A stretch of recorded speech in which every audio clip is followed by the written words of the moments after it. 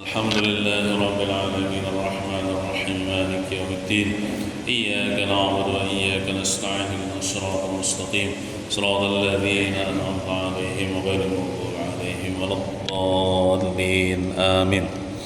السلام عليكم ورحمة الله وبركاته. أعوذ بالله من الشيطان الرجيم. بسم الله الرحمن الرحيم. الحمد لله رب العالمين. اللهم صل على سيدنا محمد الدر الأزهر والياقوت الأحمر والنور الأظهر وسر الله الأكبر وعلى آله وصحبه أجمعين. أما بعد. سبحانك لا علم لنا إلا ما علمتنا إنك أنت العليم الحكيم ولا حول ولا قوة إلا بالله العلي العظيم. Rabbi syrah li sadri wa yassir li amri wahlul 'uqdatam min lisani yafqahu qawli. Bismillahirrahmanirrahim. Nawaitu an a'taqifa fi hadzal masjidi sunnatan lillahi ta'ala. Halaman 300. Bismillahirrahmanirrahim. Qala al-muallif hafizahullahu ta'ala wa nafa'na bihi wa bi jami' ulumihi fid dharain amin. Ke-11 di antara amaliyah asyahid yaitu kita bersifat wara', yaitu berhati-hati. Ke-11 berhati-hati pada perhiasan. Kita nih bila hendak berhias-hias maka berhati-hati. Agama Islam suka perhiasan dan keindahan. Dalilnya innallaha jamilun yuhibbul jamal. Allah Ta'ala elok dan suka akan yang elok, yang indah. Namun yang sesuai dengan aturan syariat. Namun yang keindahan nang kada melanggar hukum syariat. Keindahan perhiasan yang sesuai dengan hukum agama Islam. Nang itu nang disukai dalam Islam. Orang yang beriman dengan asyahid sangat berhati-hati dalam berhias. Ia tidak akan memakai perhiasan yang dilarang oleh syarak, oleh agama Islam. Contohnya apa? Seperti laki-laki memakai kalung. Inilah baik kalung perak, lebih-lebih kalung emas. Laki-laki nih, kalung perak misalnya lalakian makalung itu ada pantas. Mun bebinian pantas saja bakalong. Apa kan lagi lelakian pakai kalung emas. Nah, mungkin kalau kalung perak, kalau niatnya menyerupai bebinian bisa haram, ya kalau. Tapi lah niatnya kada menyerupai bebinian, kurang pantas juga lelakian bakalong perak. Apa kan lagi bakalong emas, haram. Haram lalakian pakai kalung emas. Atau memakai emas, ada di sini lah. Memakai emas nih baik tadi kalung atau gelang emas lalakian lah, atau cincin emas, bebonel misalnya kan lalakian lah, bebonel perakin kada pantas. Apalagi bebonel emas, bebonel itu binian aja. Ya lah, amun bebinian tuh emas ka perak ka pantas saja bebinian. Ini lelakian memakai emas nyata haramnya. Amun menyimpan kada apa-apa lah, menyimpan buat dalam kantong, ada dipakai kada apa-apa lelakian. Tapi lah mun dipakai dipuruk, nah itu haram. Atau kain sutra, ini lelakian lah, lelakian kada boleh memakai kain sutra, kada dijubang bisi. Kada dijubang bisi kain sutra, ya kalau. Nah, kalau bebinian boleh aja memakai emas, memakai sutra boleh aja bebinian. Juga seperti perempuan sekali kan bebinian lu boleh aja tuh pakai emas boleh aja hukumnya ya kalah. Tapi nah ada tapinya. Nah, sekalipun boleh memakai emas namun tidak boleh berlebihan sampai kasihku. Ya digelari haji emas. Nah, ini mulai panggalangan sampai kasihku itu berlebihan. Pamer namanya itu. Bebinian boleh aja pakai kalung. Tapi jangan juga yang ditampilkan, buahnya kayak yang ini, misalnya,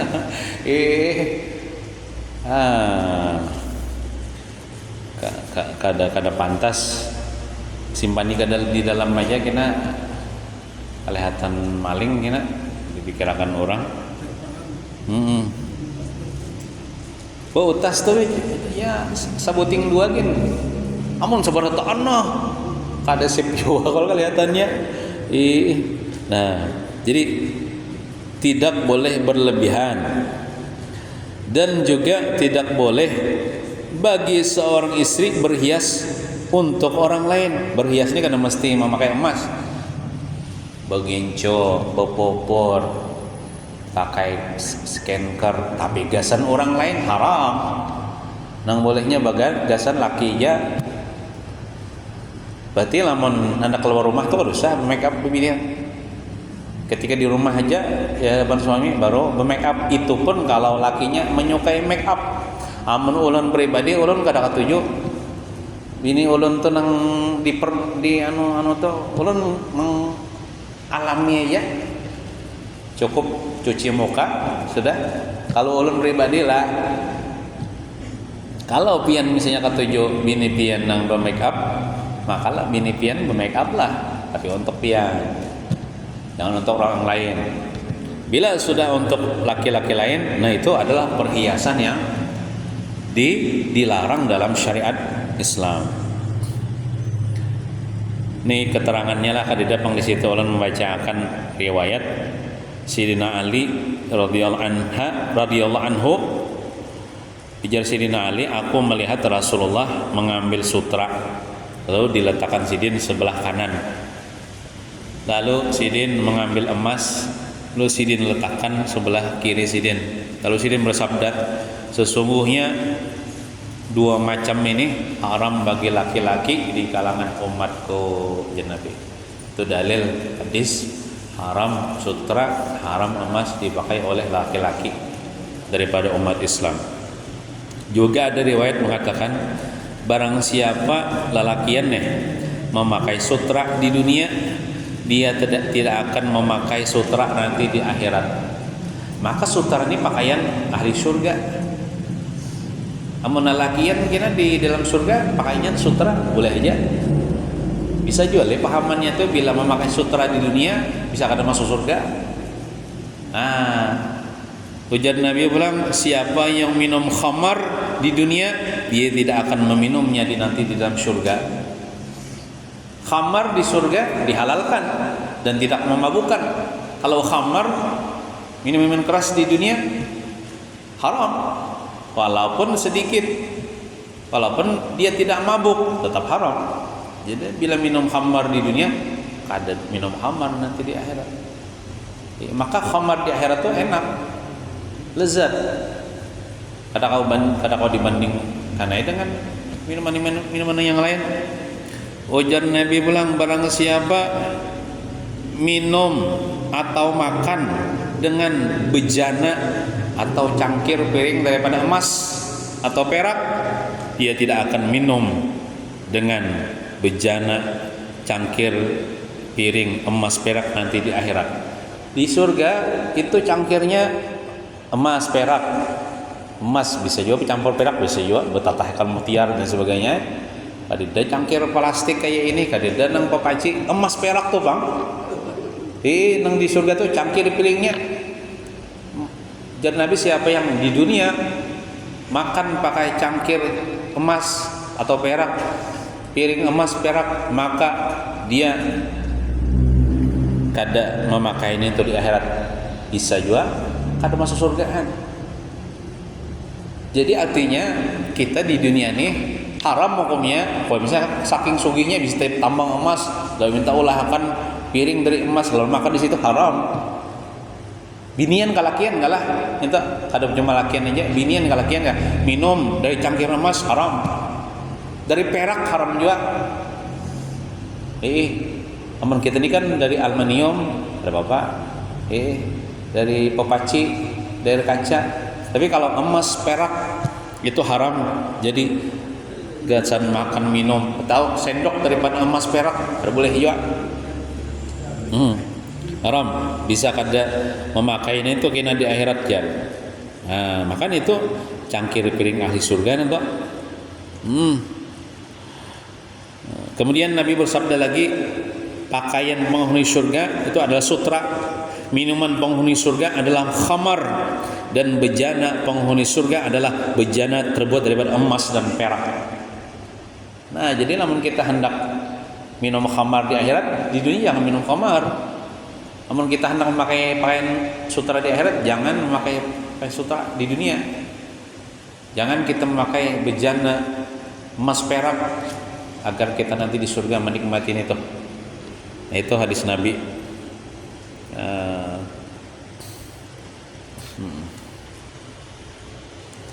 Kemudian ini keterangannya lah ada di situ. Barang siapa memakainya di dunia, dia tidak akan masuk surga. Nah, ada juga riwayat gitu.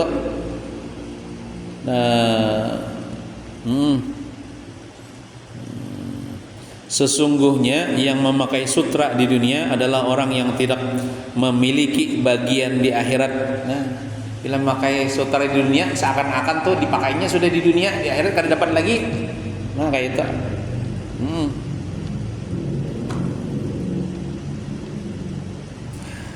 Barang siapa memakai pakaian sutra, Allah akan memakaikan kepadanya pakaian dari api daripada api neraka pada suatu hari yang bukan dari hari-hari kalian, tetapi dari hari-hari Allah yang panjang. Artinya siapa yang memakai pakaian sutra di dunia, lelakianlah dipakaiani kina dengan pakaian daripada api neraka. Nah, itu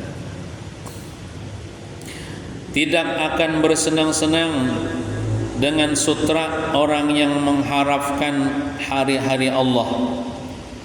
Artinya orang tuh hendak mengharapkan selamat di akhirat, tapi inya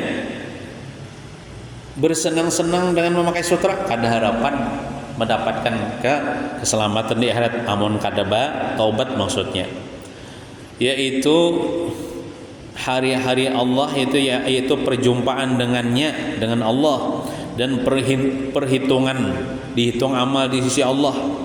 Dia adalah orang yang beriman kepada Allah dan hari kiamat, maka ia tidak memakai sutra dan tidak pula emas. Jadi tandanya orang yang beriman dengan Allah, beriman dengan hari kiamat, dia tidak akan memakai sutra di dunia ini, lalakian, tidak akan memakai emas.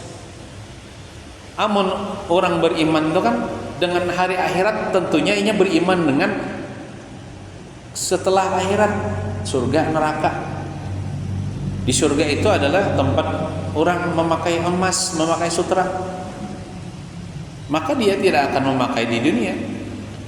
Kalau pacangan kada memakai di akhirat, maka justru orang beriman itu dia akan menghindari sesuatu yang akan mencelakakan nanti di akhirat. Seorang laki-laki dari Najran itu daerah mana itulah, di zaman Nabi lah, datang kepada Rasulullah SAW. Di tangannya ada memakai cincin emas. Seorang laki-laki nih datang kepada Rasulullah, bilang kepada Rasulullah. Lalu Rasulullah SAW berpaling darinya, ada kon berhadap lawan orang ini. Padahal Nabi ini kan bila sidin itu betamun orang itu sidin akhlak sidin berhadapan. Bahkan apabila sidin dikiau atau mulai belakang, sidin berpaling lawan awak-awaknya. Kadang kayak itu aja tah, gua paling mau nawaknya. Tapi ini ketika seseorang dari daerah Najran datang kepada Nabi, tapi di jarinya ada cincin emas dipakainya, Nabi pun berpaling darinya dan Nabi bersabda, engkau datang kepadaku dengan membawa bara api neraka di tanganmu, ya Nabi. Nah, Nabi ini kan langsung aja melihat kemungkaran itu haram ya bahasa kita nyata. Namun kita bisa asa segan non orang itu, iman kita ada sempurna.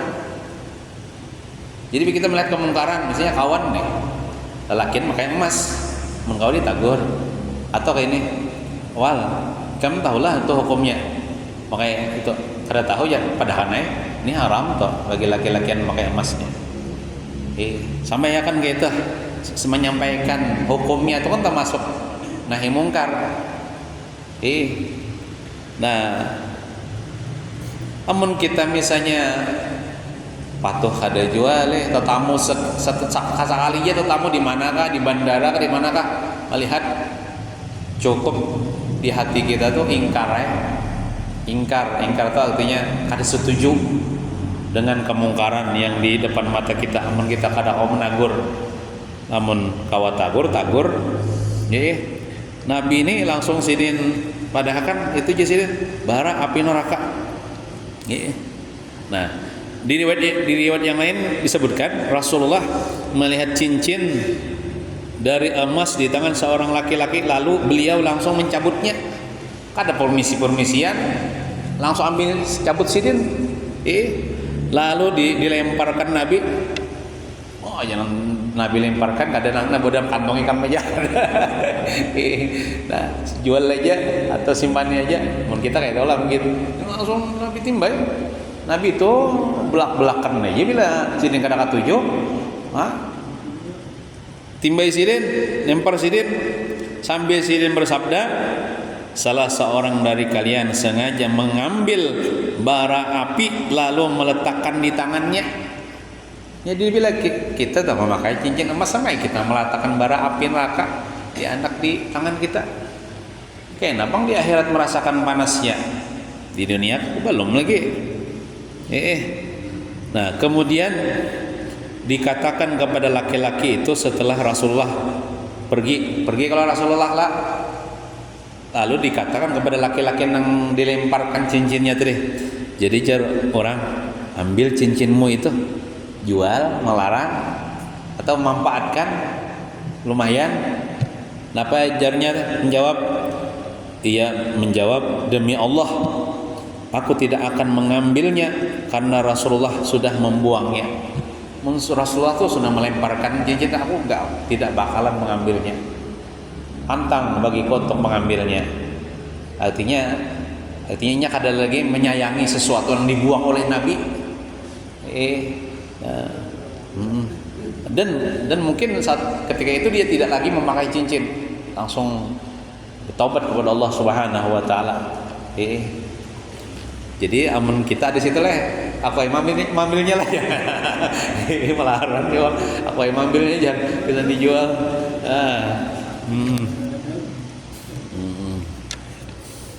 Rasulullah SAW sidin melaknat itu kan mendoakan supaya kada dapat rahmat, jauh dari rahmat. Melaknat laki-laki yang bersifat seperti perempuan. Ini kan masalah bab hias nih. Kalau misalnya laki-laki beindruk, nah itu dilaknat Rasulullah. Enggak kecuali kayak ini. Nauzubillah min zalik, ditimpa musibah, banjir kah, longsor kah, lalu habis pakaian orang di situ, lalu dikirim daster babinian ke situ. Tampak saya bapak-bapak memakai daster, darurat kada apa-apaan itu ya Allah. Kada ada lagi pakaian yang lain dijulungi baju babinian, ya berataan. Bapak-bapaknya terpaksa memakai daster babinian. Itu darurat berapa? Amun ada pakaian laki-laki jangan memakai pakaian babinian. Allah melaknat laki-laki bersifat atau berpakaian, lakian beginco, lakian gemulai, pina membencong, itu dilaknat oleh Rasulullah sallallahu alaihi wasallam.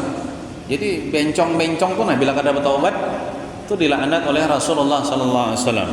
Sama juga tuh bebinian dah bersifat seperti sifat laki-laki tomboy, itu dilaknat Rasulullah juga. Makanya bebinian tuh jangan dibiarkan, jangan kada ditagur bila berjalan belepes, kecuali di dalam gamis kada kelihatan.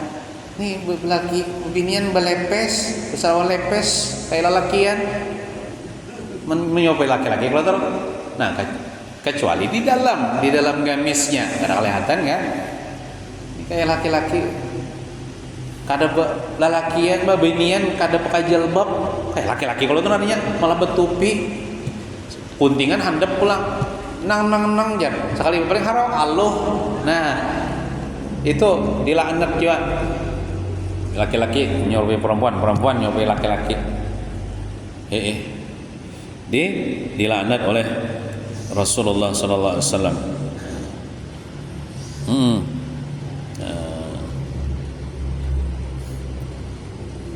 Pandir kan kita ya, kalau kita nih laki-laki ini agak garau kayak orang kepandiran suara tuh.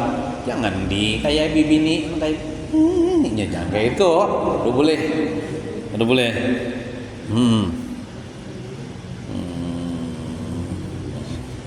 Kita kembali ke kitab tuh deh. Nah, setengah yang dilarang, sebahagian yang dilarang berhias, yaitu jangan sampai dalam menghias diri itu merubah ciptaan Allah Subhanahu wa taala yang sudah sempurna. Operasi plastik padahal muhatuh baik aja, sekedar hidung aja pesek sedikit, lalu dioperasi plastik hidung nih diambil nang digurit ini disisir sedikit diandak ke hidung. Jadi bila mencium laki itu laki tercium gurit bini, nah kada boleh. Contohnya sini seperti menyamir rambut. Ini menyamir dengan semir warna hitam. Orang tuh behuban. Tuha sudah artinya tuh. Lalu lagi hendak banom ulang. Disamirnya samir hiram. Udah boleh. Haram. Kecuali dalam kitab fikih itu dua alasannya. Yang pertama alasan hendak perang boleh bersamir. Misalnya orang itu umur 70 tahun behuban, lalu supaya kelihatan muda kan, supaya musuh takutan. Muda masih lalu disamir, samiran boleh karena hendak perang. Yang kedua alasan dibolehkan tuh untuk membahagiakan pasangan. Supaya Nini nih tambah cinta lawan Kai. Lalu Kai ini dicamir Kai rambut supaya kelihatan anom. Nah, cuman lah samirnya nih pulang. Hati-hati amun samir nang pacangan mandi wajib tuh kada kena banyu rambut. Kada sah pulang dia mandi wajibnya. Nah, samir nang menutupi rambut nih. Nah, jadi selain dua alasan itu haram menyamir rambut. Mun sudah tuha sudah. Kalau hendak bahan manum pulang. Mengikir gigi agar tambah rata. Ini maksudnya gigi itu ada pang nang kada rata, cuma tuh kadang mengganggu. Dikikirnya supaya rata aja. Nah, kada tahu bang ulun nang bebehel tuh. Kada tahu bang ulun lah. Amun bebehel itu marah supaya meratakan gigi kayo. Manfaatnya cari kinabian hukumnya lah. Ya kada tahu jon itu kada di Jepang di sini nang bebehel lah. Kada ada duitnya juga. Nah, mengikir gigi agar tambah rata ya. Nah, kecuali kayak inilah, gigi itu misalnya taringnya panjang benar, kada apa-apa dipotong karena mengganggu. Namun kadang kita ini kan masing-masing bisi taring kalau di sini. Nah, ini gigi taring di sini. Nah, kita ini bisi taring, cuman kada tajam setajam harimau, Bang. Kenapa Allah ciptakan gigi kita taring? Supaya kita nyaman mengunyah, mengikut daging. Kita nila pencernaan kita nih mengalahkan pencernaan binatang. Kalau harimau itu pencernaannya cocok untuk daging aja. Coba lihat harimau, kucing, macan, singa, ini makan daging aja. Makanya Allah ciptakan taring dan Allah tidak ciptakan gigi untuk mengunyah. Adalah ya harimau tuh gigi untuk. Nah, lain sapi. Sapi itu inya cocoknya kadang makan daging, inya makan rumput aja, makan sayur-sayuran. Makanya Allah tidak ciptakan taring. Makanya Allah ciptakan gigi yang gesan menghancur itunya. Makanya ngomong aja gitu terus kalau sapi itu inya mengunyah terus. Nah, hebatnya manusia, Allah ciptakan pencernaan ini dua, kawa mencerna daging, kawa mencerna sayur-sayuran, biji-bijian. Makanya Allah ciptakan ada taring gitu nih. Supaya kawam ikut daging, ada gigi gigi rahamnya itu namanya gesan mengunyah tuh, untuk menghancurkan kacang tuh nang gigi gitu nah. Nah, hebatnya manusia, dua-duanya masuk, sayur-sayuran masuk juga, daging masuk juga. Tapi lewat mentomang dulu. Nah, gigi Allah siapkan gigi nih. Ada gigi taring, ada gigi kapak, kesan mau kang pisang kan lah, ya lah. Kalau dikunyah kadang langsung taguk kada, kita nih ada gesan mengunyah. Nah, kayak itu. Jadi gigi ini jangan lagi dikikir-kikir kada mengganggu juga tah.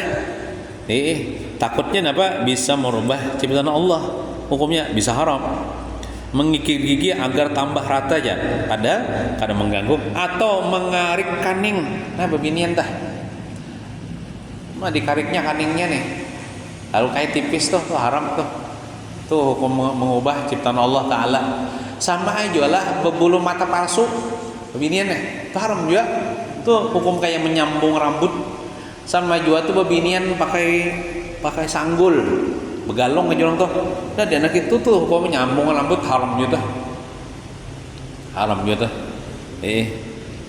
Kita padahkan mini kita ya lah. Mengarik kaning. Amunnya menuliskan, ada kalau tulis kaning kan aja tentu ada apa kalau kita menghiasnya itu kada mengarik. Wah, ini ada tulis kaning ya Allah. Tapi pun untuk laki seorang juga berhias tuh, bukan untuk laki orang. Laki seorang gitu.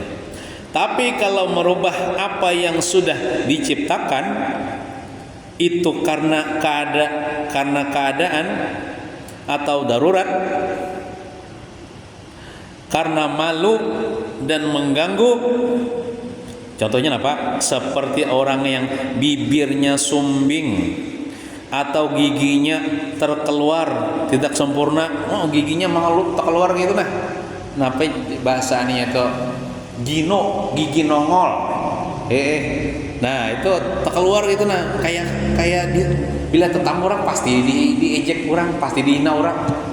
Itu kayak apa tuh? Maka dibolehkan merubah apa yang sudah diciptakan itu. Ada kalau operasi bibir sumbing dah. Itu dibolehkan. Jadi dibolehkan supaya memperbagus. Ada gigi misalnya pina nongol, pina panjang, pina kada bagus lah kelihatannya. Bila orang tuh pasti dah menghina. Nah, itu kada apa-apa tuh. Kada apa-apa dioperasi atau dipotong.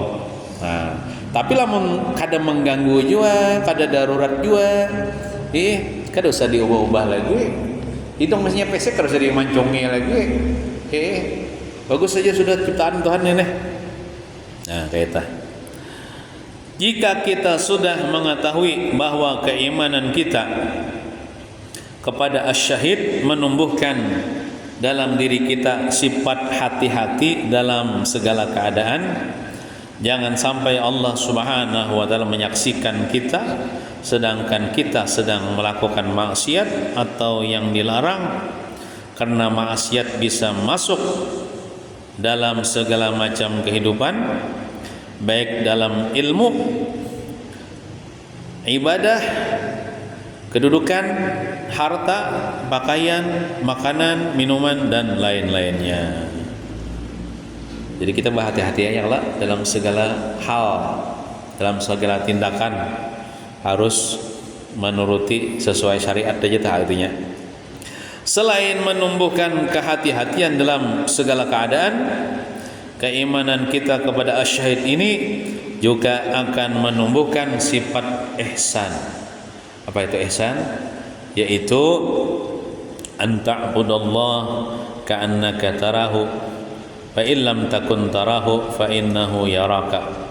Kan kita ini kan ada iman, ya kalah, ada Islam, ya kalah lah, ada ihsan namanya. Iman tuh ya ngurukun iman dah, beriman kepada Allah, percaya dengan adanya Allah, percaya dengan para malaikat, percaya dengan para rasul, para nabi, percaya dengan kitab-kitab yang diturunkan kepada rasul, percaya dengan hari kiamat, percaya dengan takdir baik, takdir buruk datang dari Allah. Itu rukun iman. Rukun Islam kan apa? Baca 2 kalimat syahadat, ya, wajib sekali seumur hidup, sembahyang 5 waktu rutin, puasa bulan Ramadan, bayar zakat bagi yang mampu, naik haji bagi yang mampu. Itu Islam, ya Allah. Ini ihsan belum? Apa itu ihsan? Artinya bahwa engkau sembah Allah Subhanahu wa taala seolah-olah engkau melihat Allah Subhanahu wa taala. Itu namanya musyahadah jar. Kita beribadah kepada Allah seakan-akan kita melihat Allah. Seakan-akan kita melihat Allah. Jika engkau tidak bisa melihat Allah Subhanahu wa taala, kita kata awak itu pada sanggup musyahadah kepada Allah. Nah, ini nah, bahwasanya Allah Subhanahu wa taala melihat engkau, maka kita rasakan kita ini selalu diintai Allah, didengar Allah. Ya, jadi asyhad deh. Allah menyaksikan kita, Allah melihat, Allah mendengar, Allah mengintai. Itu namanya muraqabah. Merasa dilihat, diintai oleh Allah Subhanahu wa taala. Jadi kita beribadah gitu, rasa dilihat Tuhan. Nah, itu. Apa maksud dari seolah-olah melihat Allah Subhanahu wa taala dalam beribadah? Maksudnya yaitu bahwa kelezatan yang paling lezat di surga nanti adalah melihat Allah Subhanahu wa ta'ala dan segala kenikmatan, baik makanan, minuman, bidadari dan segala macam kenikmatan lain tidak setara lezatnya dengan memandang Allah Subhanahu wa taala. Nah, jadi buah daripada orang yang beribadah atau di dunia selalu musyahadah lawan Tuhan, kena ini diberi kelezatan memandang kepada zat Allah, yang kelezatan itu mengalahkan segalanya, mengalahkan kenikmatan bidadari, makan minum, itu kalah. Hanya dalam doa selamat, warzuqnan nazra ila wajhikal karim. Ya Allah, berilah kami anugerah an-nazra, memandang, ila wajhikal karim, kepada zat engkau yang maha mulia. Nah, itu. Beribadahlah dengan seolah-olah melihat Allah Subhanahu, maksudnya beribadahlah engkau dengan kelezatan. Mudah diberi Tuhan ini, ya Allah, kelezatan dalam beribadah. Kadang waktu beribadah itu pina gelisah, pina pusang, pina ibarat di masjid itu kada tapi betah bukan di masjid. Padahal disebutkan dalam hadis, orang beriman itu dia di masjid itu betah, kadang gelisah. Tapi orang munafik bila di masjid itu seperti burung di dalam sangkar.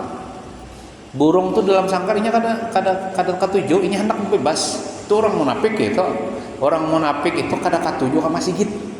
Nih, tapi kita jangan nyambeti orang lah. Itu tandanya orang beriman tuh katuju ke masjid. Nah, maka disebutkan dalam hadis, apabila kamu melihat seseorang yang ketujuh ke masjid, fashhadu lahu bil iman, saksikanlah orang itu orang beriman. Innama ya'muru masajidallah man amana billah wal yawmil akhir. Hanya saja yang memakmurkan rumah Allah, yaitu masjid-masjid Allah, itu hanya orang yang beriman kepada Allah dan hari kiamat. Orang yang ketujuh ke masjid, ketujuh memakmurkan rumah Allah, itu orang yang beriman. Tandanya, nah, merasa nyaman bagaimana di masjid, merasa lezat beribadah kepada Allah. Mudahan kita diberi Tuhan nah itu nikmat anugerah yang itu. Nah, Nabi kita Muhammad SAW yang dalam salah satu riwayat disebutkan bahwa beliau sampai pecah tumit karena beribadah salat. Dan juga orang-orang yang salat hampir semalaman suntuk. Jadi Nabi itu kan dalam riwayat Sidin itu karena kelawasan berdiri bengkak betis. Kalau sini kan pecah. Apakah Sidin dengan bengkak betis itu merasa sakit betis? Kada. Kelezatan beribadah kepada Allah menghilangkan rasa sakit di tumit Sidin. Nah itu. Sehingga Sidin tetap aja sembahyang. Amun kita bengkak bisa parah sembahyang. Nah ya Allah bengkak atau misalnya garing parah mengaji.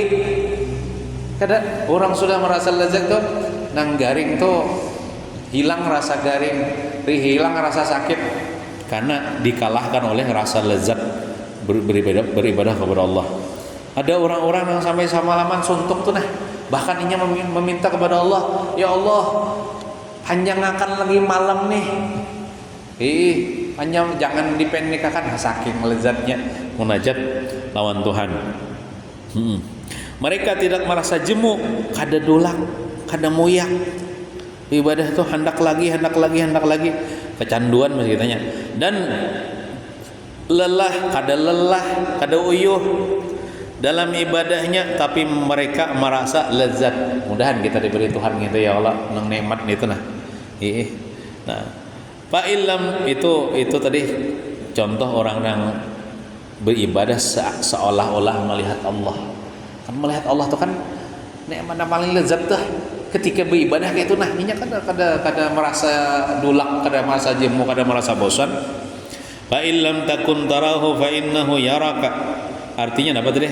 Jika engkau tidak bisa melihat Allah Subhanahu wa taala, yakinkan dalam dirimu bahwasanya Allah Subhanahu wa taala melihat engkau, mengintai engkau. Apa artinya?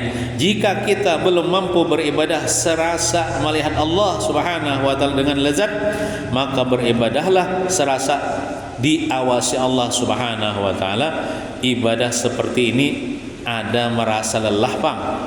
Karena ada beban rasa diawasi. Nah kayak kita juga diawasi bos misalnya, lalu ini hati ini sebenarnya karena tujuh dia rasa terbebani dengan diawasi bos nih. Tapi tetap juga menggawi-gawi ini tuh.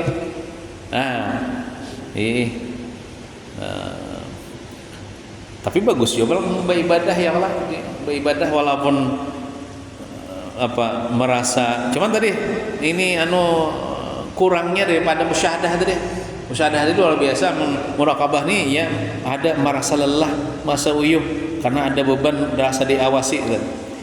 Tapi ini diberi untung juga mau beribadah gitu nah. Ingat lawan Tuhan, dia diawasi Tuhan. Demikianlah kesimpulan dari keimanan kepada nama Allah Subhanahu wa Asy-Syahid. Pertama akan menumbuhkan berhati-hati dalam segala keadaan. Dan kedua akan menumbuhkan ihsan, merasa diintai, dilihat, diawasi oleh Allah Subhanahu wa taala. Wallahu a'lam bissawab. Mudahan Tuhan memberi segala karunia-karunia besar yang Allah berikan kepada wali-walinya, Allah berikan kepada kita juga. Yang Allah berikan kepada kekasih-kekasihnya, Allah berikan kepada kita juga. dan mudah-mudahan kita seberatan diberikan keselamatan dunia wal akhirah. Amin ya rabbal alamin. Wassallallahu ala sayyidina Muhammadin wa ala alihi washabihi wasallam. Walhamdulillahi rabbil alamin. نسألك يا من هو الله الذي لا إله